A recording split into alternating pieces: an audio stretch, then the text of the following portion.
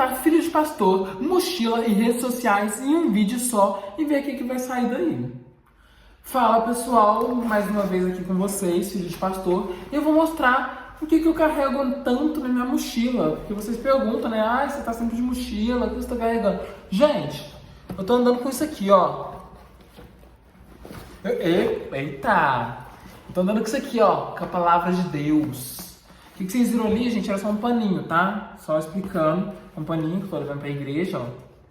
Ó, deu pra ver, né? Mais ou menos.